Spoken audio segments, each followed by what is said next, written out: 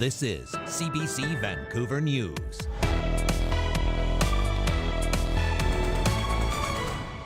Please know we had a plan. Our people are safe, so that's the most important thing. Wildfire evacuees watch and wait to see if favorable weather conditions keep the flames at bay in Fort Nelson. The support from Fort St. John, people have been really nice too. Plus, they didn't tell anybody until Monday or Tuesday, and some people were losing their work right away. 85 layoffs at Simon Fraser University. We hear from some who've lost their jobs and say they feel blindsided. Also, we've added nearly 350 additional sailings. We've regularized many of our casual positions. After last summer's frustrations, BC Ferries bolsters staffing and maintenance crews to better handle peak season. One piece is hiring, the second piece is retaining people. Hello, I'm Tanya Fletcher. Thanks for joining us. We begin once again in northeastern BC, where the weather has been cooperating with fire crews. The Parker Lake wildfire near Fort Nelson remains roughly 2 kilometers from the community, though the fire's western and southern flanks have grown. Our Michelle Gassou begins our coverage from the Peace region and tells us a second out-of-control fire burning north of Fort Nelson is causing renewed concerns. We attended a community meeting at the local hockey arena here. Around 400 evacuees gathered to hear the latest update, and that update was largely a good one. Over the past few days, conditions have pushed that fire south towards the river, which creates a natural barrier to stop its growth. But there is also concern about a second wildfire of note that is currently burning north of town. The problem is that Patry fire. There's no sense holding back. We might as well let you know that that Patry fire is burned within 25 kilometers north of the community. It's burning mainly along the river. This was a highly emotional meeting. We heard sighs of relief as people heard the good news. We heard concern as people heard some of that more concerning news. Important to note that the number of evacuees here in Fort St. John has swelled from 1,400 to 3,000, a huge number of people for a small community to be taking in. So other evacuees are being told to go elsewhere. There are around 230 people in Prince George at this time. And there has been some frustration in accessing emergency services and getting reimbursed for things like hotels. The websites were crashing, and I'm still very appreciative. Just maybe if we could figure that out, just because some elders I know we're having issues too, and it is kind of a hassle. It's really exhausting trying to figure that out. I think the information should be more readily available. The mayor's trying his best. He's learning. This is a process for him too. They let us know a lot of things and that, because so much speculation's going on even in social media about people going back or coming or doing whatever, and it's misleading. Of course, the number one question at this time, when are people going to be able to go back, and just how will that process work? For now, people will be watching and hoping to see rainy conditions. Michelle Gassou, CBC News, Fort St. John. Well, for many people forced to leave their homes, support from neighbors is making a huge difference. The Canadian Grind, that's a coffee shop in Fort St. John, is offering free coffee and hot chocolate to evacuees. Take a look. So many people are feeling the generosity, they're feeling the love, and that's what the Canadian Grind is about. We are a tiny little mom and pop shop, and it's home away from home. And to be able to have somewhere where you can bring your little children and have a hot chocolate with sprinkles and whipped cream, and they're smiling, and to have coffee and just to relax and take away the chaos that's happening right now. It is incredible. As fire risk rises across our province, Whistler has brought in a campfire ban in public areas and parks. But there is at this point not a province-wide campfire ban heading into the Victoria Day long weekend. Now, Category 2 and 3 open burning is banned in most of the province, except for parts of northwestern and southeastern BC. There are some restrictions in the northwest, but otherwise no bans in either region. The BC Wildfire Service is warning people to be responsible and to alert officials of any hazardous burning activity. Peak season is about to arrive for BC Ferries, and to prepare, the company has bolstered its staffing and beefed up its maintenance. This follows a summer of sailing problems last year that left many passengers in the lurch. As Saurabh Sandhu reports, you are still urged to book ahead and arrive early, especially with the May long weekend on the way. 8 million passengers and more than 3 million vehicles. That's the number of travelers BC Ferries is expecting to carry across the ocean waters this summer. We've added nearly 350 additional sailings on some of our busiest routes. And to help with the cost of traveling, BC Ferries says it's removing a 4% fuel surcharge on all fares starting June 1st. This summer, about 30% of all fares available to book in advance on our most popular routes will be saver fares. That's more than 500,000, so 500,000 saver fares starting at just $39 for standard vehicle and driver. It's also hired 600 new staff to address crew shortages. We've regularized many of our casual positions, and we've given casual employees better terms and conditions of work. But the head of the Ferry Workers Union says hiring is only one piece. The second piece is retaining people. So we're hopeful that that will be helpful and that people will stay for the summer. We also note that there has been challenges in the past couple of summers with mechanical issues. The company claims it's ahead of schedule on vessel maintenance and expects all 37 of its ferries to be ready for the busy summer season.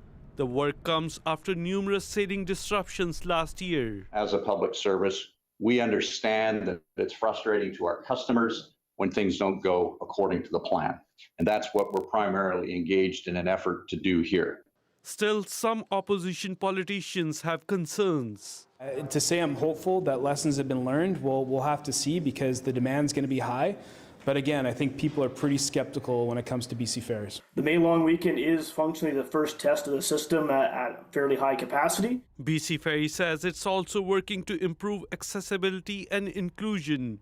It plans to make hundreds of washrooms on ships and at terminals, all gender facilities, as well as offer menstrual supplies and improve signage. We've changed our single-user public and employee washrooms to all gender spaces that provide privacy for each person using that facility. And ahead of the long weekend, Ferries again reminds passengers to book tickets in advance and arrive early. Saurabh Sandhu, CBC News, Vancouver. A court appearance by a fourth suspect accused in the murder of Hardeep Singh Nijjar was met with protesters in Surrey today. 3 others, also Indian citizens, were arrested in Edmonton last week. All 4 have been charged with first-degree murder and conspiracy to commit murder, nearly a year after the Sikh activist was gunned down outside his Gurdwara in Surrey. Prime Minister Justin Trudeau has said there is credible evidence connecting the killing to officials within the Indian government, but that's an accusation India denies. Activists who gathered today claim there are still others involved in this case as well. Yes, there is definitely more people behind this, all this, this is what's happening right now. We believe that there is more people involved in this. RCMPs say they continue to investigate whether any of the accused in Nijjar's killing have links to the Indian government.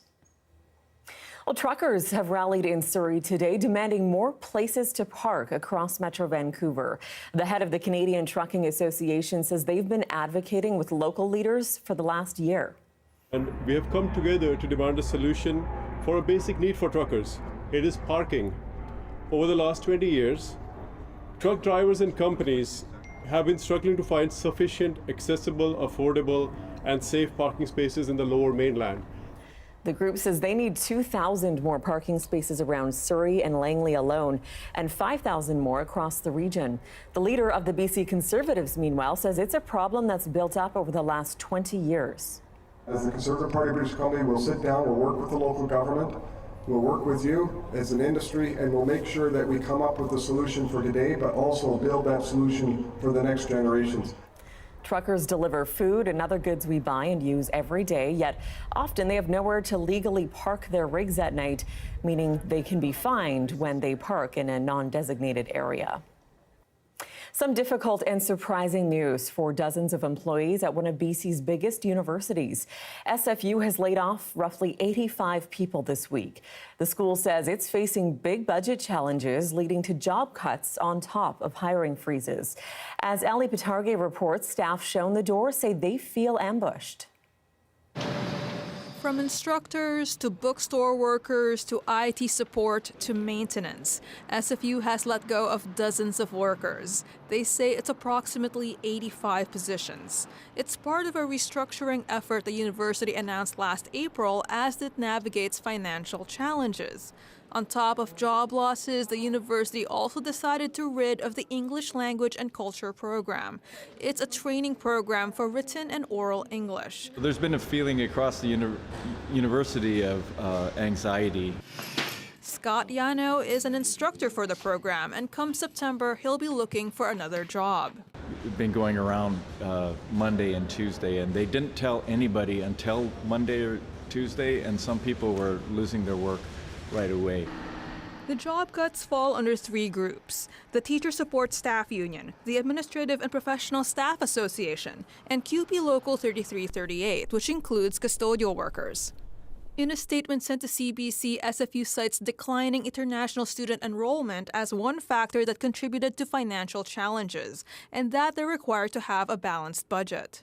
Union leaders say the number of cuts is actually higher than 85 and suspects they're not including custodial staff laid off. The majority of them are new immigrants or immigrants. Many of them do not speak English as a first language, and they are amongst the lowest paid, if not the lowest paid, within the SFU community. They felt dehumanized. They felt like just a number, that their years of service don't matter. One person said that they felt like they were treated like a criminal. Some students in the English language program are going to feel the loss. With this, like with some tasks we get and some exercises, I was not only developing my English skill because it's like more about practice. SFU's interpretation and translation program is the last of its kind in BC. Our students go into other universities around the province and around the country and into businesses and into different areas, and we prepare them for that. For Yano, the ripple effects of the program's end will be widespread. Ali Pitarge, CBC News, Vancouver. And good news for Canucks fans eager to join in the crowd atmosphere to watch the rest of this series against the Edmonton Oilers. Vancouver City and Park Board officials are adding more public viewing events. The clubhouses at Langara and Fraserview golf courses will now host Canucks watch parties. Fans are encouraged to walk, bike, roll, or ride transit to the golf courses since parking is limited. The Canucks are back at home tomorrow for Game 5 in their playoff series, now tied 2-2 with the Oilers. Still ahead, after decades of Indigenous cultural burning being banned, the ancient practice is being revived. After the break, we'll show you how some BC First Nations are doing preventative wildfire work. Stay with us.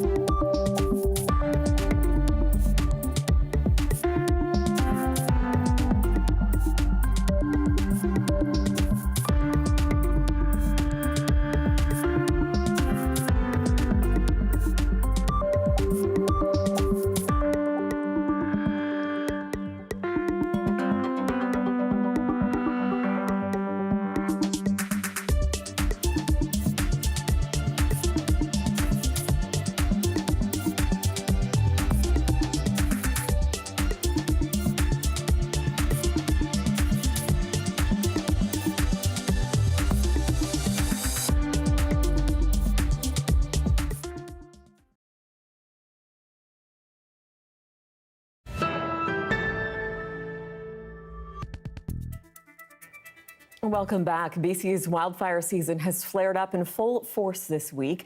So we wanted to take a look at some of the work that was done beforehand to make sure our forest floors are more resilient to fires. For decades, the Indigenous practice of cultural burning was banned. Now that ancient knowledge is being revived. Our Brady Strachan got rare access to the front lines of one of those burns.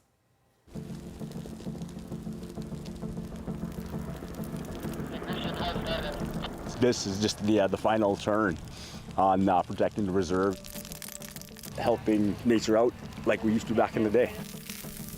Indigenous communities are in a race to protect themselves. They're bringing back a tradition that was banned for decades. We have to learn from our mistakes. Now we have to correct them. We got ticket board back. I'm gonna need some more burners here, you guys. We've been invited to the Bridge River Indian Band, or Hoiston, about 300 kilometers north of Vancouver, where a big plan is unfolding. A diverse team of band members and provincial firefighters is gathering for something unusual. They're not going to stop a fire, they're going to start one with what's called a cultural burn or prescribed burn. Today's conditions are perfect for a burn. The right temperature, winds, and humidity.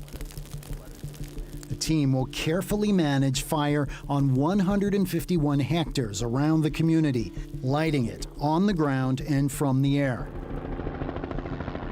Colleen Ross is a veteran wildland fire ecologist hired by Hoiston to help plan this early spring burn. They're using flames to clear the land of tinder, fuel for wildfires. How's it going so far in the day now that we're going? Yeah, it looks really good. You can tell by the smoke. It's getting up and over the mountains and it'll drift off to where the communities aren't. Getting to this point was no small feat, a complicated process of preparation and collaboration with many partners, including fire departments and the BC government. We started planning this time last year, actually. So it's a year of planning to get to the stage where we're lighting that's the fire. right. This is the hard stuff. We're ripping off the Band-Aid. We're like just taking off a huge chunk while we can and while we have the people. This is more than just wildfire prevention. It's a reconnection with a cultural practice and expertise that was forbidden. As settlers moved out west in the 1800s, British Columbia became the first province to ban this kind of cultural burning, and the knowledge was lost to First Nation communities. But in recent years, Bridge River Indian Band has brought it back, and now other communities are starting it too. Today's session is just a practice run, but a big step towards a larger goal. The band is planning a significant burn next year, and experts say other communities across Canada need to follow their example. This year, there are 61 prescribed or cultural burns planned in BC, which would treat 47 square kilometers of forest. To put that in context, look south to the U.S. state of New Jersey. It's more than 40 times smaller than BC, but last year the state treated 5 times as much land with prescribed burns. Matthew Bourbonnais once fought fires for a living. Now an assistant professor at UBC's Kelowna campus, he studies how we can better prepare for them. It's not something that we might do, it's something that we have to do. And we just haven't quite got there. And you say we have to do it. Why do we have to do it? So it's almost like, I don't want to say we're accepting the worst case scenario, but if we aren't moving more towards that proactive mitigation, we're just doing the same thing over and over and over again, and we're going to get the same outcomes. We're kind of setting ourselves up for potential for disaster. Yeah, pretty much. Fire suppression will always be a part of it. We're always going to need to respond to some fires. But if we can create landscapes that are more resilient to fire, then maybe the impacts of a lot of those fires aren't going to be the same.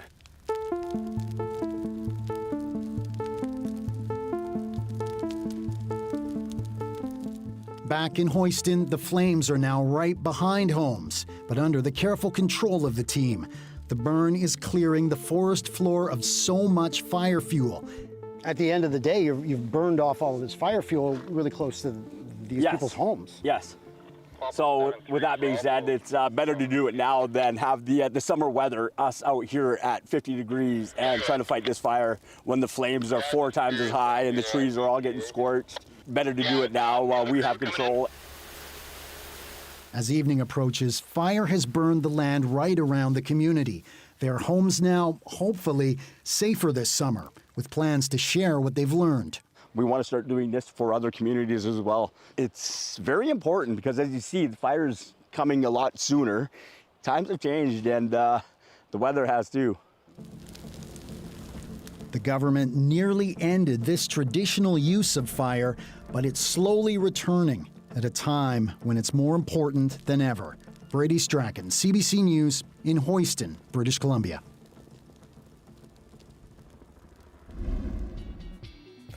And here's a time lapse looking over Burrard Inlet earlier today. You could see those clouds move in, and some scattered showers did move across the province, but is it helping the fires in the Peace region? We'll find out with the 5-day forecast on the way next.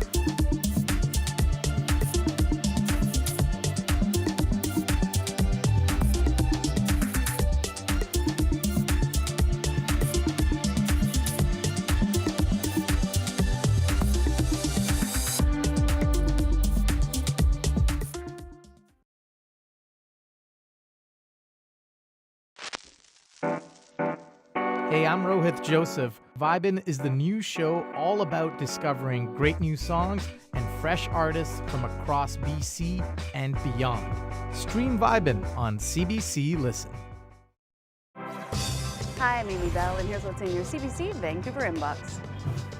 May is Asian Heritage Month, and we're celebrating by sharing the stories of amazing Asian Canadians who are making meaningful contributions in the community. Visit cbc.ca/BC Community to learn more. And never miss a special programming series, event, or contest. Subscribe to CBC Vancouver's e-newsletter at cbc.ca/Vancouver inbox and keep connected with us. The weather update is brought to you by Direct Buy Furnace. To cool and clean the air in your home, call Direct Buy Furnace. Installing Trane, the most reliable heating and cooling brand.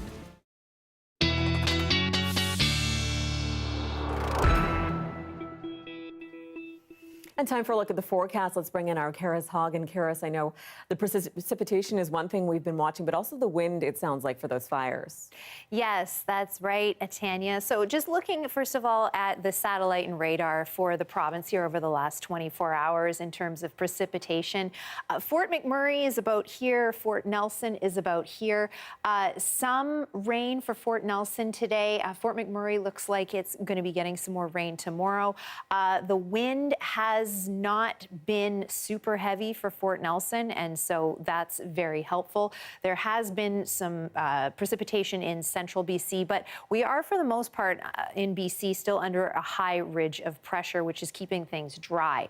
That is going to change. So looking at the precipitation forecast, we're getting more green, which is rain, and even some white and blue, which is snow here. And that's going to affect some highways. So I'm going to tell you about a special weather statement that we're getting from Environment Canada. Looking at the special weather statement here, snow on mountain passes Thursday night to Friday morning. And so that's the Coquihalla Highway, Okanagan Connector, Allison Pass, Kootenay Pass, Begbie Summit, and Rogers Pass. About 2 to 5 centimeters is expected from Thursday night to Friday morning, although it could be more in localized areas. So just be aware if you're traveling on those stretches of highway, you could come across some snow. Also, tonight I want to mention that there are going to be some very strong wind gusts off the coast of Victoria, up to 80 kilometers an hour if you're near the water this evening for Victoria, so be aware of that. And now we'll just take a quick look at the extended forecast.